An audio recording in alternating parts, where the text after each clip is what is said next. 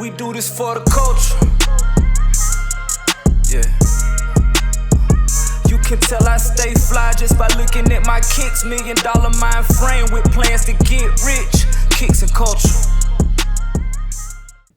So we're going to start off by just debunking the myth as far as the title of doctor.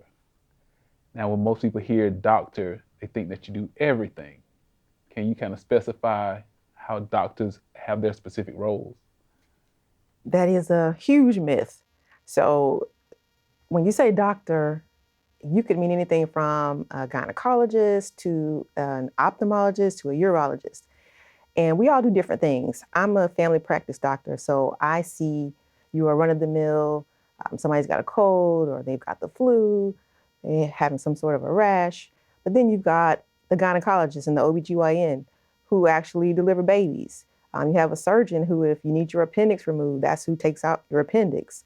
The dermatologist sees about your skin. You could go on and on. There are probably more than 50 different medical specialties and subspecialties.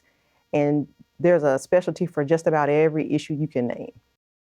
All right. Now, when it comes to the topic of health, why is health so important? So the obvious answer is, of course, because you want to feel good, you want to live a long time, and you want to enjoy the life that you have. But if you think about it, health really has to do with more than that. It impacts your earning capability. So healthy people can work, right? Right. Unhealthy people, they can't work, right? Yeah. So when you have good health, your earning potential grows. The longer you live, the longer you're able to work, the longer you're in good health, the greater your earning potential is. So if you think about it, if your parents, for example, if they took ill early on and you were in your 20s and you were trying to get your career started, but then because you care about your parents, you put money in to help them. You may put off going to school. You may not get the job you want. You may not pursue what your passions are because you're, caring for your parents. Well, should they pass on, at that point, they probably have had hospital bills. You spent a lot of time invested in them. They may not have anything to leave you. As a matter of fact, they may leave you in more debt than you started out with. So While now they you're were talking living, about, yeah, right. yeah. So now you're accruing more and more debt. So now you're 30, but you've got hospital bills you're trying to take care of. You haven't been able to get the education that you want or need to be where you want to be. And then you start having kids of your own. So now you're putting all your time and emphasis and money on them. And as you see, the ball just keeps rolling and it's continuing to snowball. So you got to think that you don't take care of yourself just for you. You need to take care of yourself for your spouse, for your children, for your friends, people that are around you, because people who love you and care about you, they want to see you enjoy life. They want to see you have fun. Like, who wants to go on vacations and trips and live life? But if you're always concerned about, well, this person's health, we can't do this because of this, it impacts everybody. Now, granted, there are some things you can't help. There's some things that are going to happen. There are going to be accidents. There are going to be injuries. But for the person who's just like, I'm just going to eat like crap forever. I'm just going to, do all these bad things. I'm not going to rest. I'm not going to take care of myself. You're not just impacting you. You're impacting everybody in your circle. So, Doc, you said something about impacting on yourself and also eating crap. So for the people that are watching this, you are family practice, family medicine. So that entails high blood pressure, diabetes, cholesterol, and pretty much you're the gatekeeper. Right. They come see you. Right. Why is it that, even including the men in this situation, but why is it that people are scared to come see you?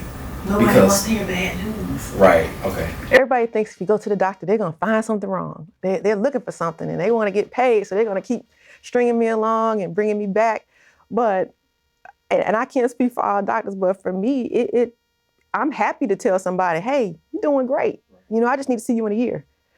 I would love to tell everybody, oh man, your numbers were great, your blood pressure was good, your weight's good. You don't need to do anything different. Keep doing what you're doing. I'll check you in a year. But that's not the reality. You deal with so many kinds of personalities and so many different kinds of people coming from different backgrounds. you end up having to meet patients where they are to try to encourage them to take care of themselves. But it's difficult.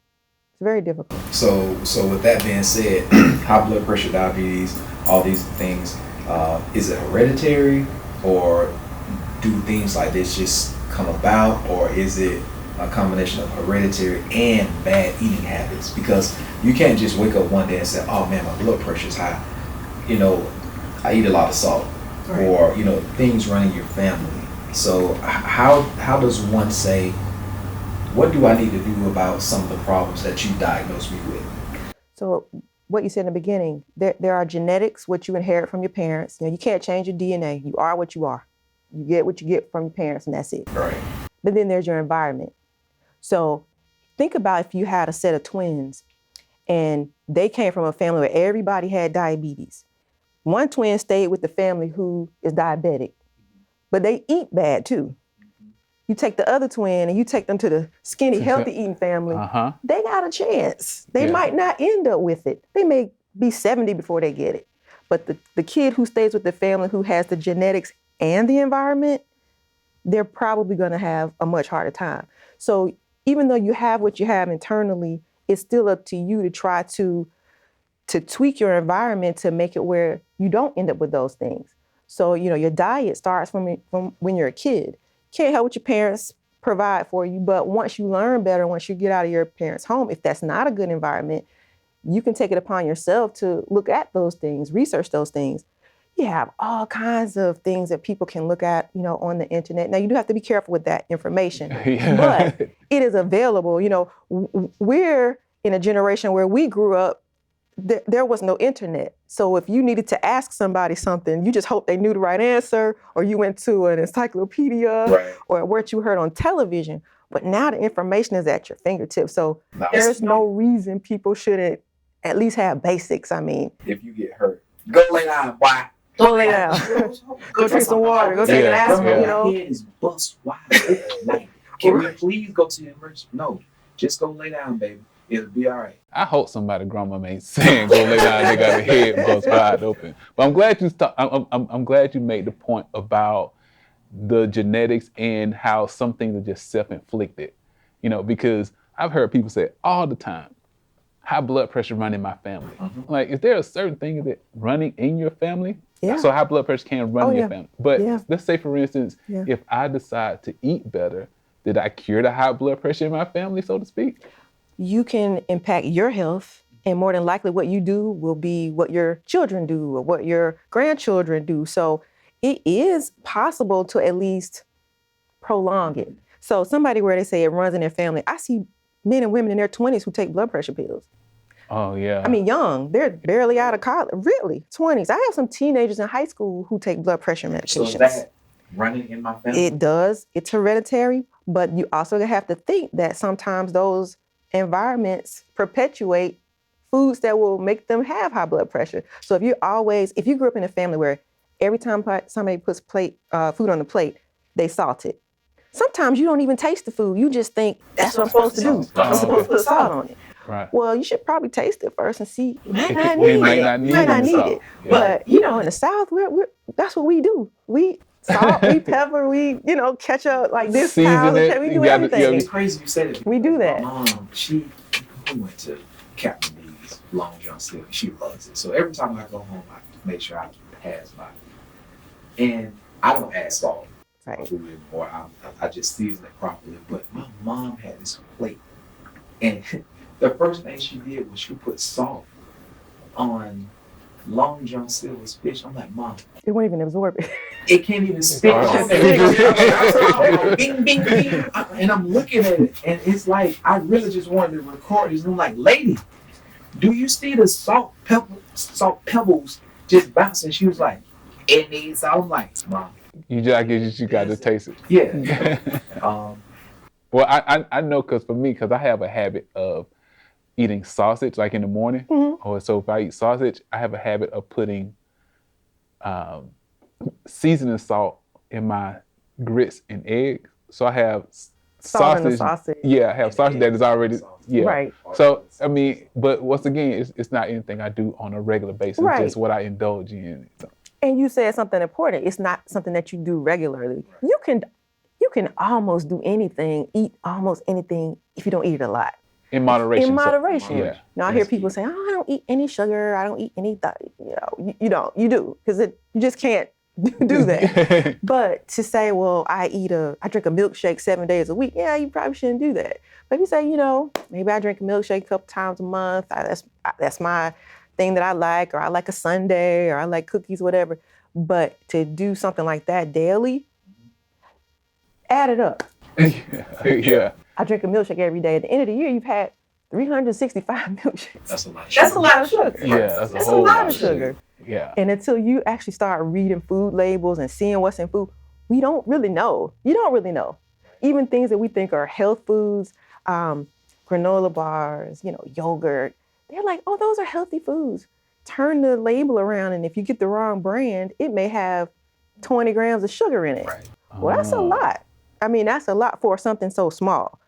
And so if you think by not reading that, I mean, you're really doing yourself a disservice. You really have to read labels. You'll be surprised. You'll be really surprised. Well, we know a lot of times we don't like to read. Yeah, well, we don't want to know sometimes. Well, yeah, because sometimes I wouldn't even turn the label around because I'll eat it because I a lot like of us it. don't know how to read the label. So I mean, Right. that's just one thing that's just interesting. Right. So breaking down your accolades, Albany, Georgia, Albany State University.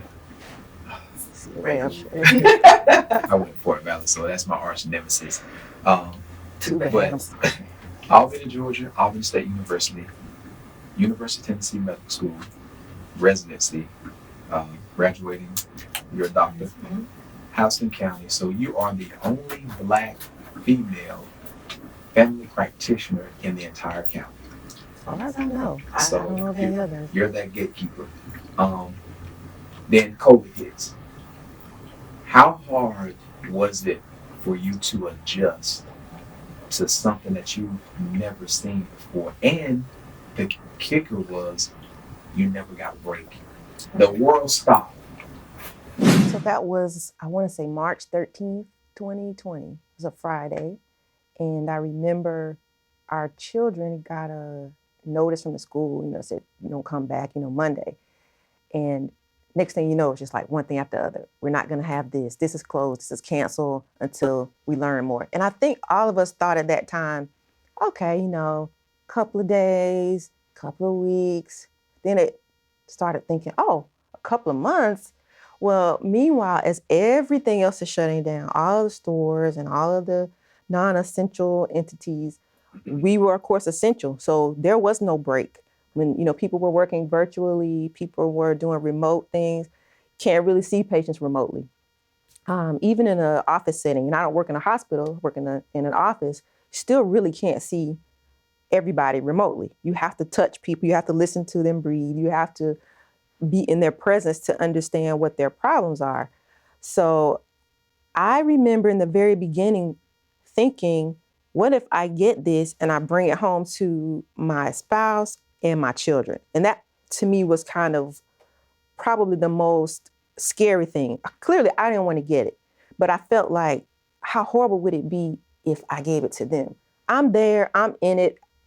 That's what we sign up for when we go to medical school. You're going to come in contact with things that, you may be afraid of, but that's just the name of the game. It's what it is. But I did not want to harm my innocent family who did not sign up for that. So to not get a break, to this day, to never shut down. I mean, we never stopped. We never closed. We never were remote. We did virtual visits for some patients, but we never shut down. We went to our office every day and have not stopped. So it was quite a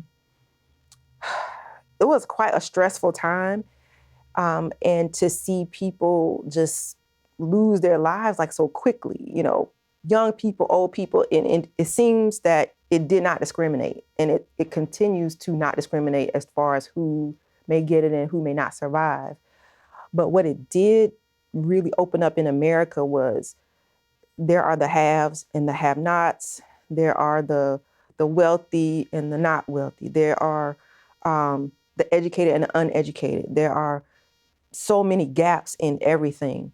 And it wasn't just it wasn't just race, it was money. It, like I said, it was education, it was access to health care, it was age. You know, older people get discriminated against more than younger people. Obviously, people who have more education are going to demand more care. So you just saw this gap that was already there. It just continued to widen. And you think, is this where we live? This is our democracy? Right. Like, we can really dismiss some people and say, oh, this person's life is dispensable and this person's life is worthy. We don't have a right to say that. But when you looked at the emergency rooms and the doctor's offices, you saw people who got cared for and some people who didn't get cared for. So who are we to say this person's life is not worth saving? But they were having to make those kinds of decisions, like, we only have 5 ventilators and we have 10 people who need them. Who are the 5 people to get the ventilators? Do you think not certain doctors, but do you think some doctors or health experts, when they're faced with that, I only have 5 ventilators or I only have 10 ventilators, you're playing God. I mean, you're dictating who lives and who dies. Yep. And even with that being said, there are a lot of black people get pushed to the back of the line. I mean, because like you said, with the health disparity, I don't have health. I'm not educated enough to understand what's going on. Right. I'm sick. I end up at the hospital. The only thing I know is I have COVID. Can you see me? Right. But then again, if you don't know what's going on with you, I'm not worried about you because your voice is not loud enough. I mean, that is true. And like I said, it was even bigger than that. It was just so many factors that went into it. And if you think about, like you said, who gets it and who doesn't, they might have said, well, this person is 80 years old. They're probably not going to make it anyway, even if we gave them a ventilator. Right. This person's 25.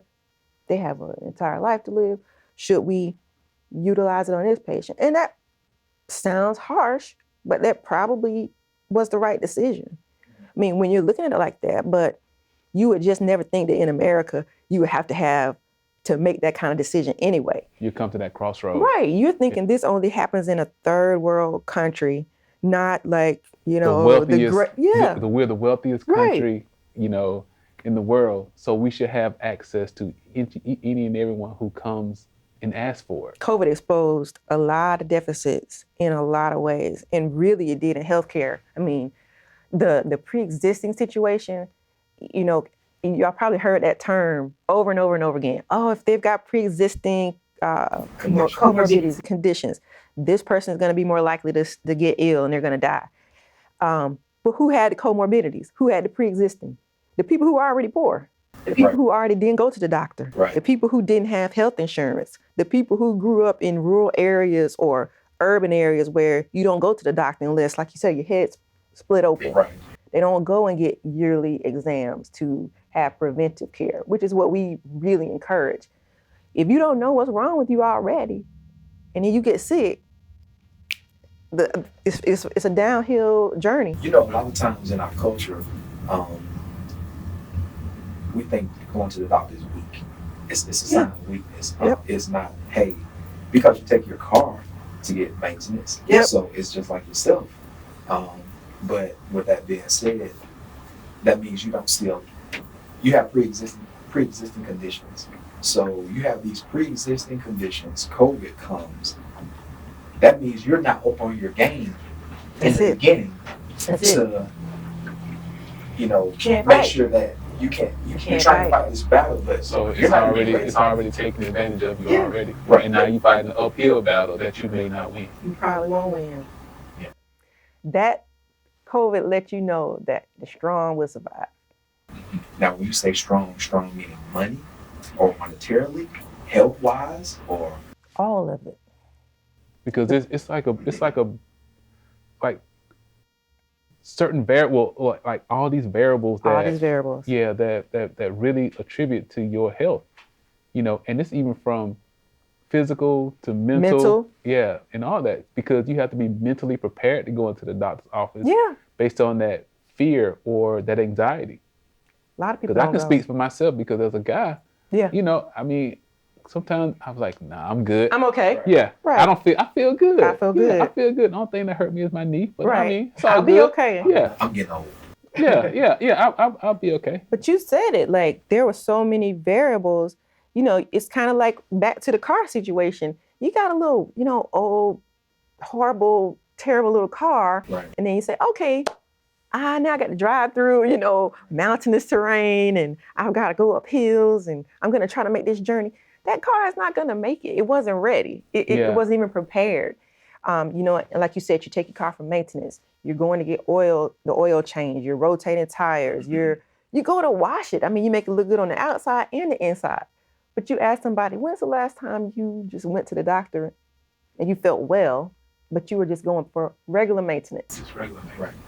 No, and it's but you can buy crazy. 10 cars in a lifetime, but you get one body. Right. Yeah, And you really, don't do it. Yeah, you But really it's got to crazy take it. that a guy will, just like you using your same analogy, a guy will make sure that his car is okay, but you're in this beautiful car and Some you're guys. sick. Some guys. Some guys. Yeah. You're sick inside the car. Your car looks great. You got your Porsche or like your Ferrari or your Beamer or whatever. Or your Camry. Or your Camry. That's right. But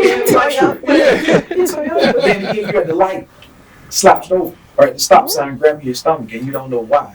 Pretty car, but you're about to down the steering wheel. Even your outer appearance with clothing Right. and hair, and for women, I see this all the time. Your hair's done, your nails are great, you got all, $10,000 worth of purses and all these kinds of shoes, but you won't spend $30 on a medicine for a copay once a month. You won't spend it. But you just spent $300 on hair. You just said You something do it, about though. women. We are bad. Obesity.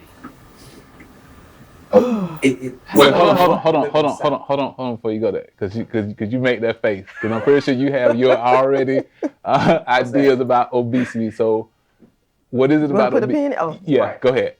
no. What's your question? No, I was just gonna say obesity. I was just gonna let her expound. Yeah, I know, it's because like, boy, you seen her face? I don't even have to say who. It's just Obesity. doc. Yeah. Why? I mean, are people not mindful of what they're doing? Well, like always. Mike was saying, it runs in my family. However, obesity, environment, yeah. It's the environment. That preventive. Oh gosh. I mean, America promotes it in a way. So if you actually look back at portion sizes, if you go back 30, 50, 60 years ago, if somebody went to a restaurant, a plate was like 9 inches. So you brought somebody a plate and the plate is full, you assume that that's what you are supposed to eat and that that's the portion size because that's what they brought you at the restaurant. Well, now plates are 12 inches. So if somebody brought you a 12-inch plate, but they only put 9 inches worth of food, what are you going to say? Oh, they cheating out. Yeah. This plate not even full. Yeah. But as portion sizes grew, the expectation was, okay, so this is what I'm brought. This is what I should eat. So when you look at it, you tell your kids, eat all the food on your plate. Yeah. I don't want it all. I don't care. Eat it all. Well, are we wrong for putting more on their plate than maybe they can eat? Maybe we need to cut back portion sizes. So you have to think about some things that occur in our country are not necessarily our fault. Okay, so portion sizes grew. That's one thing. When you look at the amount of fast foods, all of that we consume now, if you talk to your grandparents, and unfortunately all of our grandparents are deceased, but if you talk to your grandparents, the food they ate, they grew it. True, right. They grew everything. They didn't go, I don't ever remember my grandmother saying, oh, I went to the store and bought, no. We had peas in the backyard and we had Or you had someone who okra. you can go and get some peas. Locally grown, Local, right. So you knew that it didn't have a bunch of like steroids and a whole bunch of fertilizers and chemicals. So that food was fresh. So when they ate it, it's not like we get now. If we go to McDonald's, forgive me McDonald's, but there's very little at McDonald's that's probably grown. That's whole food. You can leave McDonald's out for a month and it probably wouldn't disintegrate because it's plastic. But anyway, I digress. But still, you think about what they ate. I love You love McDonald's. I'm sorry, I don't even. I'm going to get a Big Mac after the show. Okay. And we talked about that percentage. Yeah. You think about that food, the type of food they ate versus the type of food we eat. If you wrote down everything you ate in a week, Monday through Sunday, and counted how many times you ate out, how much fast food you ate, how much whole foods you ate, I'm sure it's probably less than 10% that's whole food. But is that due to our way of living and our job structure? It is, but does it have to be? Do you have to do it? I was just saying it's your environment, though. I mean, because, you know, if you live in I a don't know if it's your small environment. I don't know, but it may be. well, big city, It may be a smaller city. structure. Yeah, structure of life, but Yeah. bigger city, smaller city. Like where we live at, there are not a lot of. I mean, besides Panera, which is a good choice, but there's not. Everything is fast food. It's fried. It's nothing But once essential. again, just like you was alluding to, you still go to the grocery store. Right. It's more work, right? But then Yeah, it is It's more work, and it costs more. Yeah. But do Well, you make the investment now Uh-huh. and perhaps live an extra 10 years because you didn't have a stroke or heart attack, you weren't on dialysis? Do you make that investment in 2022 so that you can live another 40 years? Or do you say, well, I don't have time to cook. I'm just going to buy burgers and fries every day. And then in 3 years, your arteries all clogged up and now you got to have open heart surgery and bypass because you had a heart attack. What's the investment? You pay now or pay later? I'm just saying, Yeah. what do you do? Yeah. What you're saying is invest in your body now. So No, that's what she said. Like, No. That's yeah. It's not so what you're saying. is No, that's what she said. She invest was in like, your body now, now, so you can be healthy look, and pay now for the food, go to the grocery Yeah. store, go Because to you your will local, pay later. Like I love to cook. or a farmer's Yeah. market, or Right. farmer's market, because the farmer's market is Farmers still, market will be cheap in a good grocery store. It's still, you can buy fruit, you can buy vegetables, you can buy meat to cook. Everything doesn't have to come in a wrapper, in a package, Yeah. extra salt and all that stuff. If you want fries, there's nothing wrong with fries, but sometimes make your own fries. Moderation. If you make burgers, Right. you make your own burgers. At least you know it's beef or turkey or whatever you make it out of, or a soy burger. You buy it from fast food, and then unless you pay dearly for it, yeah. you Yeah. can eat a burger for $1. Yeah, Eating healthy is very but being expensive. sick is more expensive. That's a fact. Look, man, pay now or pay later. I'm good with it. Yeah, That's the thing, and that's the truth. and that's the motto going into 2020. Right. Pay now or pay later. So go ahead and get life. your groceries now. Go ahead and make sure that you understand exactly how you can invest in your health now or pay later. Because I'm going to tell you, I ain't coming to the hospital. You know what I'm saying? Especially if it's something that could have been prevented. And a lot of things can be prevented. A lot of things can be prevented. What's the biggest or one of the biggest misconceptions about you being a doctor? I know sometimes Probably because you know everything. Mhm. You're like, I don't know. I know sometimes, and I'm jumping here, but we come back to the misconception question. You walk in the room, and when you walk in the room, are you the nurse practitioner? Are you the nurse? Are you the receptionist putting the file inside the door? Or are you the doctor? Not a white jacket, just walking into the room. Never the doctor. Never You the never doctor. the doctor. Why? When I first got out of residency, I was 28, 29. Right. So I was really young. And I guess the common thought was like, I know she's not the doctor because I looked really, really, really young. Right. Like I might have been in college. And so I get it then. But I think as I've gotten older, the way I carry myself probably is different because I'm like, you know what, been there, done that. I don't have to do the same things I did when I was younger to try to prove myself. But still, there's a lot of situations where, yeah, they don't think I'm the doctor. Is it more of a, not disrespectful, but is it more of an unassuming thing? Like I think it's unassuming. I don't call it disrespect. Is it? I don't. Is it black? Is it I don't white? think it's black. You got black doctors. You got all No. type I'm of saying like doctors. the patient, because sometimes people undermine you because I mean. Look, once again, you said it's unassuming. Right. Some of it is unassuming, like they just don't think that Right. I would be it. A male doctor is going to be more acceptable than a female.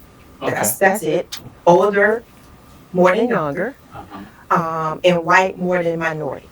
Okay. So I don't fit any of that. I'm the opposite of all of them. I'm spade. I'm not A white male walks in there, it's like you think he's a doctor. I mean, black female, you go from here with the hierarchy. It's like, okay, hey, she's a nurse. It's like, no, I'm it. you know, That could be yeah. I think it's all Like of the things. I think it's a combination of the three. right. It was the age, it was the gender, probably all of it. Probably race to all three. And you I pretty. think it's all three. Man, look, we trying to focus on the show, man. Okay. We ain't God. Pretty. Well, let me Check let me switch gears a little bit because he's about to take this thing to a whole nother level. All right, so is there anything within the Do you have your vaccine? Yeah, you maybe go get it. That's right. Is there anything in your profession that surprises you now? Not really. Not really. I have seen. I really should write a book, and I'm writing a book. But I mean, Plug it.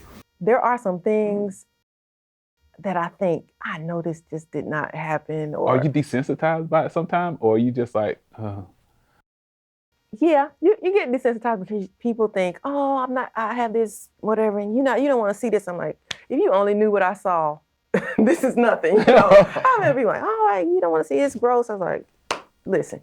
Just take it off. Take your clothes off and let me see it. I don't have time. Just show me what it is.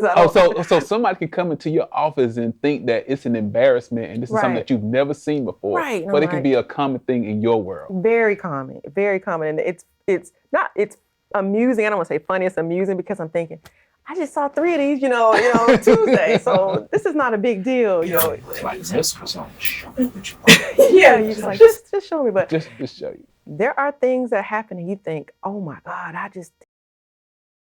people did this or this could happen. And some, wacky stories like a situation I had. Gerbils and butts. No, not that. Oh, okay. I have had like people get hijacked in Jamaica and they, smoke bad weed and they don't remember and they were in hospital. And I mean, all kinds of weird things. Like I was in Mexico and I was put on a plane and I got back and I know where I was.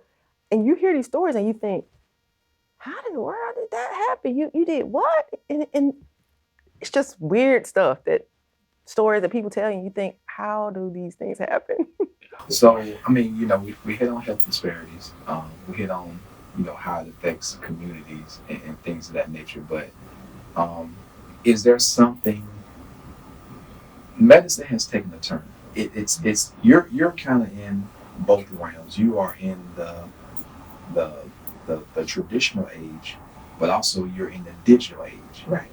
Is there anything that you would change about medicine or how you see medicine going right now? Is there anything that you would change your way of thinking or your way of moving forward and how you do with diagnosing people, things of that nature? Is there something that you want to implement in your daily practices or daily activities when you do medicine, or how do you see the future of medicine? Well, one thing that I really wish were different would be insurance situation. Years ago, when people were doctors, like in the 50s, 60s, 70s, a doctor made a diagnosis, saw a patient, made a diagnosis, gave him the medicine, and that was it. They paid the doctor, he took the money, he gave them the medicine, that you were done. We do not make decisions based solely on what we think. We have to make decisions based on what insurance tells us to do in a lot of situations. Really? Right. I may think that if John comes to my office and he sprained his ankle and I said, well, John, I think you need to have an x-ray. His insurance may say, no, he doesn't need one right now. He should put ice on it and wrap it up for 6 weeks. And if he still has swelling, then he can get an x-ray. So you're talking about a set of people that have never been to medical school that are dictating the future of your patient that you see daily. So here's the problem. John is looking at me because I'm the one treating him. So John thinks it's coming from John thinks it's coming from me. And I said, well, John, You're the bad guy. I'm the bad guy because I'm the one who is dealing with him. I'm the one that's seeing him. But John's insurance says, well, we don't pay for imaging studies until X amount of time, and you have to wait to get that done. And if it's still swelling or still swollen at that point, then you can get the x-ray. So here's the deal. So what if John's ankle really is broken and we waited 6 weeks? Now what? You got to saw it off. Or infection or it may get worse. Make it worse. Maybe he Yeah. loses range of motion in his ankle. Maybe he's a runner and he can't run for 6 weeks. I don't know. Or maybe you just got to saw it off. No. Okay. Gentlemen. I'm not searching. Okay. See, that's the misconception that we have. Search. Your So house, you think about, your black house. you feel helpless because now this person's like, well, I pay for insurance. Why can't I get this? And I'm like, I understand because I think you need it. And I'm only the person that went to school for 11 years past high school and, had $200,000 worth of student loans. Yeah, I agree. But if your insurance says, no, sir, we can't do it, you can't do it. Is this something where people have to really be cognitive of their insurance? You better know what they cover. Really? You better know what they And cover. even if you think, even if you read your insurance and you think that, oh, I may not need this because I'm healthy, Yep. you still should get it anyway. If you can afford it, you probably should because it's really scary. There's all kinds of things that people have in their insurance. Oh, it doesn't pay for that. Like you've got insurances that will cover the doctor but won't cover the facility. So, And you don't know until you need it. Well, when I had my first child, my doctor worked in another city, she worked in Macon, but I lived here. And she said, well, your insurance covers only Macon, even though we live here. So I had to go to Macon to have my kid because they didn't cover this particular hospital. So if I just would have said, I'm just going to go to my local place, then I would have got a $20,000 bill. Which is not fair. No, it's not fair at all. No, because you got to read the fine print. You got to know what it covers. You got to know what your parameters are as far as can you see a specialist without a referral? Can you go anywhere you want to go, or do you always have to have somebody send you there? Can you use this facility for x-rays or this facility for x-rays? Right. What if you get in a hospital? Some insurances say, well, you can be in there for 2 days, and then after that, It's on your own. Yeah. People have babies now, and they send them home the next day because insurance won't pay for them to be there 2 or 3 days. Or you have a knee replacement, you gotta go home tomorrow. And you're still hurt, or infection, or whatever the case may be.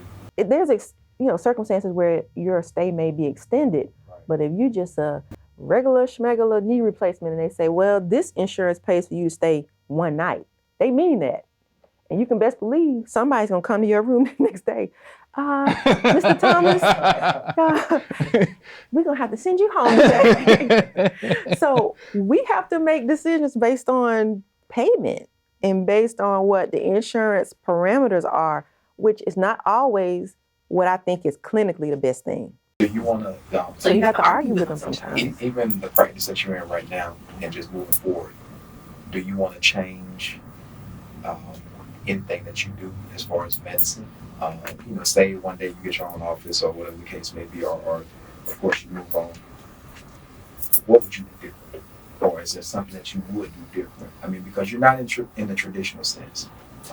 I think we do have to open up the gates to more virtual visits. Right.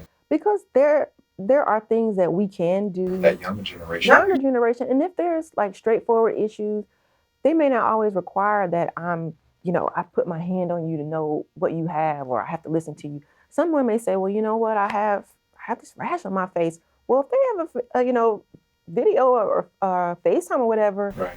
And we have medical FaceTime apps that are specifically, tied to your medical record, I can look at their face and say, oh, well, that just looks like maybe, something simple. We can prescribe you some cream. Right. Or you have patients that, we live in a military town. Patients go TDY. They have me as their regular doctor. Well, I wouldn't want them to have to go searching for somebody in a whole different state if it's something that I'm familiar with, and they say, hey, you know what, how I always get ear infections. Can you, my ears feel like this. Can you call me in something?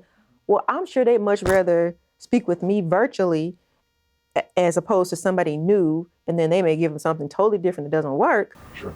That's probably the best thing. It's the familiarity. And so in family practice, I have patients who I've been seeing for 15 years. They were high school and now they're grown and married with a kid. Right. So I've seen them transition, and the familiar nature of it is what's so great about it. Because at this point, they're like, well, I'm going to bring my child to you. I told my sister. And then you kind of know. So now it's generational. It's generational. And you know families. I've got people where I know the grandma, the mom, the child's spouse, and the kids. I know everybody. And because you know the family, you kind of know, well, this family's heavy in diabetes. So I need to tell, the daughter, hey, you need to be careful, because your grandmother and your grandfather, they all have diabetes, or, your family's had a lot of cancer. You probably want to do your mammogram early. You probably want to get a colonoscopy early. Right. So there's an advantage to having a familiar faces and families. And it's nothing like you wouldn't want to go get your hair cut by somebody that you don't know. It doesn't matter at this point. But still, you like who you like. I like who I like. But you like who you like. It's like anybody, your dentist, your eye doctor, you kind of grow to love them. Yeah. and so it's familiar. Yeah. And then plus you're comfortable with them, because they can open up. Because even if the grandmother comes to see you and she recommends the daughter to you, right? The grandmother and the daughter can have a conversation at home saying, hey, Dr. Shorter is amazing. Like she did this and this. And then so it brings comfort when the daughter comes to see you. And the crazy part about it is like the first thing that those people say is, my grandmother told me to come see you. So now you have an instant. And that's a network. It's a network. Yeah, you definitely got a network. And sometimes they help you too. They help you. They say, well, I told my grandmother what you said, and we've been working with her to get her to stop checking salt on her food. So you start having to play people. And also you may be in a situation. Well, I'm not. You may be, but I'm pretty sure you're in a situation where you educate the grandmother, and the grandmother's so educated on what situation she's been through, and now she can relay that information to the daughter. It happens just like that. That's true. Which is good. Now, other than what you do inside the office, how do you keep yourself abreast what goes on outside, like as far as training and seminars and things like that? Yeah, we have continuing medical education called a CME, and state of Georgia requires it to stay certified with the American Board of Family Medicine. They require you to have so many hours of classes, of training, and so I don't even remember how many hours it is, but every year you have to show proof that you've either been to a class in person or that you've been doing classes online. So, I'm always signing up for things like, okay, I can do this 7-hour class and I'll get, these credits, because you have to have that to keep a license. Like you can't keep a medical license and you can't stay board certified unless you do that.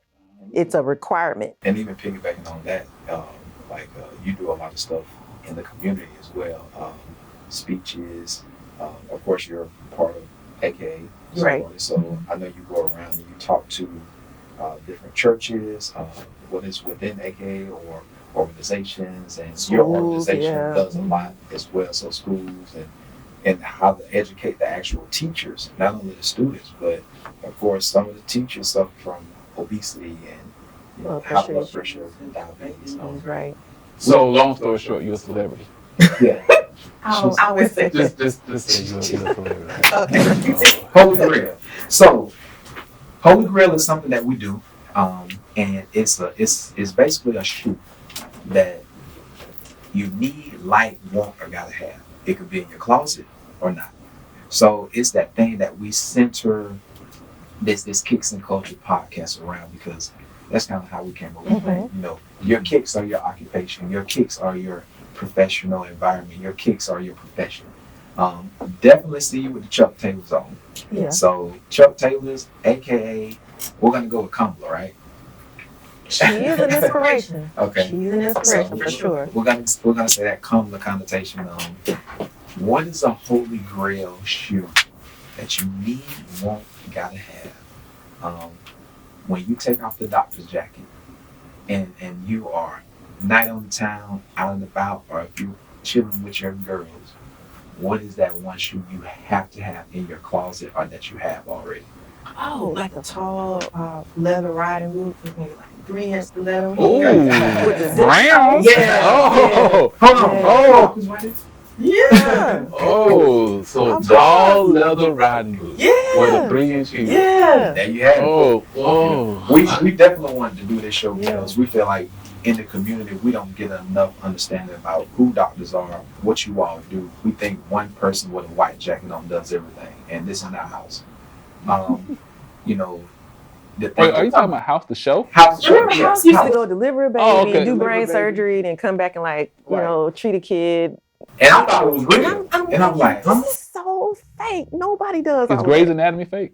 It has a lot more real elements. House was just off the Oh, meter. okay. Okay. All It was great TV, but not real. Okay. But I mean, with this show, we definitely wanted to inspire like a lot of the, we want the guys and their dads to watch the show because high blood pressure, diabetes, all these things. Like, hey, Dad, come look at the show with me. I know we're talking about shoes, but don't you have high blood pressure? Or let's treat it. But for all the young or little black girls, in the world who look at you and say, wow, she's a real doctor. I'm like, yeah. So that's inspiration, coming from HBCU, and just inspiring other people to do exactly what you're doing right now and trying to keep everybody alive. And we hope you have a break, actually, because COVID came and you're still. Man, she's not gonna have a break. She's a superstar. Man, she's a celebrity. celebrity. Riding boot. So. Yeah, riding boots is the thing. So she's the prettiest doctor I know. I mean, hint, that's my wife. I mean, I take that shameless plug every single time. So I'm healthy in all regards. Whatever. Mentally, no. All right, cool. We good? The kids, the wife, man, I love everything you do. I'm glad you keep our house stable. I'm glad you keep our house healthy, and we appreciate you every single day. We love you so much. So, I love y'all too. You know they don't like when I tell them the serving size. You only had 2 or 3 Oreos and like, hey, well, look, you put your foot down. For real. Yeah. I love it. You gotta chop down. I love it. You only worth what you know. What would you learn to save your soul? You got a dream, now make some goals. Plant your seeds and watch it grow. All right, man. Now that was a show. I like that. And I'm almost speechless about it because how the hell you gonna wear your shoes and you sick? That's what I'm trying to figure out. Who in the hell are gonna put on a dope pair of J's but your stomach hurting all day? Yeah. You're throwing up everywhere. Your blood pressure high. Your foot fat because you fat because you eat. Oh man, like real talk. Honestly, we did a show on health. yes. You're very, very educational. You're walking around here with a new pair of J's on for $200, or if you call them from the reseller for $350 or $400, but your ass is sick. Like I really don't. I'm done. Look, man. I'm slick pissed. Here's the thing. Take them $200 and take your ass to the doctor. You know what the motto is? Man. 2022. Pay now or pay later. Yeah, you gonna pay later. Yeah, you gonna pay later. Like let that Jordan hold on that Saturday, man. Go to the doctor Friday and spend the $200 on the copay or the doctor visit. Hopefully your copay ain't $200. Hopefully your copay is only $50. Spend the $50 on the copay. Oh, and also read your insurance to make sure that you. Oh, we're not gonna do that. Well, the only thing we're trying to do is read the damn size on the box of the shoe. That's it. Like, come on, man. Like, read your copay, understand read your insurance, understand what's going on. Like, we really got to take care of ourselves because, you win. Really, I know. I'm done, man. I already know. I'm like, hell no. This thing can be prevented. Like, if people really understand not only what they put in their bodies, but also the lack of activity that they do can really be a variable as far as their health. Did you hear the part when she said about the disparity, the health disparity? I mean, COVID came in like a hurricane. And it woke everybody up. Nobody was prepared for it. Exactly. No. So your preventative maintenance now dictated if you could live or die. And a lot of people died, miseducation of your medicine, your health, everything. Yeah. So now we have people who have family members that are gone because they didn't take their health seriously. And she hasn't had a day off. She's been working like that. Look, that's my wife. She's a superstar. Man. Every single day. I mean, I saw it when, we were working, COVID hit, 2 years, nonstop. Getting up every single morning, 6, 7 o'clock in the morning, headed out, 25, 32, 40 patients. a day. Superstar status, man. And Like, you know, people, like, you gotta really put in work. yeah. And not only that, on the outside of that, maintain her license. Yeah, and also maintain a lifestyle. You know, I was wearing a mask like I was wearing drawers every day. I was like, It was necessary. It was so necessary. But I think we just need to tell the people, make sure that your health is right. Where's the camera? Look, let me tell you something. Those damn Jordans can wait. Make sure that your health is the most important thing in your life. For sure. You're waking up 6 o'clock in the morning to go stand in a line at 8 o'clock for 2 hours. The store doesn't open till 10 o'clock. Wait. You're bent over sick, high blood pressure, diabetes, high cholesterol. You're spending $220, $50, or $300 on a damn shoe when you can barely Get in your car and drive. Exactly. But hey, that's another thing though. But it just pisses me off, man, that we don't value our life. I mean, and all the damn shoes you buy, you can't get buried in them. No. What are you gonna do with them? They're gonna bury your ass in a pair of black Stacey Adams. That's it, or some socks. Stacey Adams. Yeah, I'm like shit. You know. All right, kick of the day. Kick of the day. Kick their ass for the day. Yeah, it was like, man, be healthy. Yeah, that's all I'm saying. Kick like, of the day. What you got? Man, I don't know. You go first. I go first. Like, all right. Pissed off of these sick ass people. All right, my kick of the day. Now, I got this shoe.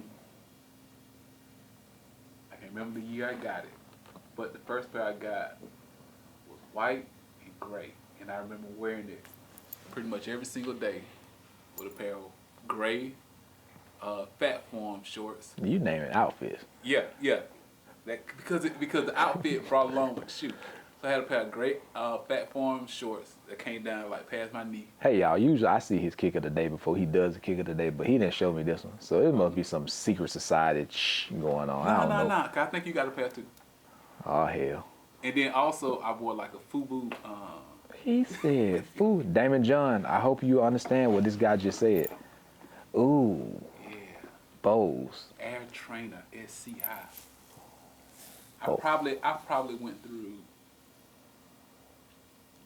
5 of these. And see, I'm gonna tell you what, I gotta tell you this. What people don't understand, they think when we do kick of the day, of course, it's a reiteration of what we talked about with the guests. And then sometimes we may have something stupid, but sometimes, or a lot of times, our shoes are essential to our lifetime. Yes. That's it. This shoe right here. Man. That's a bow. That's a dope. Oh my goodness, boy. Nah, I like those. I do have a pair. They're in the box at the house. Yeah, So I probably went through 5 of these. you got a little wearing those, buddy. Hey, that because look, man, this ain't one of these shoes where I just let them sit in the closet. Nah, I really get my money out of these. Wear your shoes. Wear your shoes, people. Yeah, please wear your shoes. Stop letting them sit in your closet and dry rot. Yeah, All right. yeah. Because even I haven't worn these in 7 years. Man, where is it? What you got though? All right, bro. Kick of the day, man. Real good friend of mine teamed up with Nike, and they did a dunk, and they were distributed to us. So, social status dunks. Shout out to James, the Whitaker Group, social status, Amamanier. This was a nice one. He did this for the community, and we got pairs. We did a nice event centered around them. So lunchbox, definitely. Yeah, because you shot the actual pictures and everything for it. But yeah, kick of the day, social status dunks, strawberry milk. I like them. They're really, really dope. Good job, James, my guy. And yeah, keep pushing. I like to wear them too, so honestly. But yeah, we definitely want to let everybody know. We definitely want everyone to know your health. Your health is very, very important. I know we do kicks in culture. I understand. We talk about shoes when we bring people on the show, and we're creating this platform because we want you all to know about the culture, and we want the kicks to speak for the profession or the occupation of the person. But this one kind of hit home because we see so many disparities. We see so many people not worried about their health. We see so many people just push it off. And then, you know, like I joked with my brother and I said, you wake up dead. So you can take that how you want to. We had a doctor on here today. She talked about health, wellness. How can you spend money when you're sick? You're slouched over, you're bent over. Guys, it's not being a punk going to the doctor. I mean, you have to make sure that you go to the doctor and understand exactly what's wrong with you. Ladies, I know you do a better job than we do, but besides getting your nails and your feet and your hair done, you can do all that and you can beautify yourself as much as possible. But if you are sick and unhealthy, obese, and that's male or female, please go to the doctor and get yourself checked out. It's very, very important because we want you to be around as much as possible. And guys, the ladies want you to be around as much as possible too. So, bro, you know how I feel about this one already. So, but yeah, man, kicks and culture.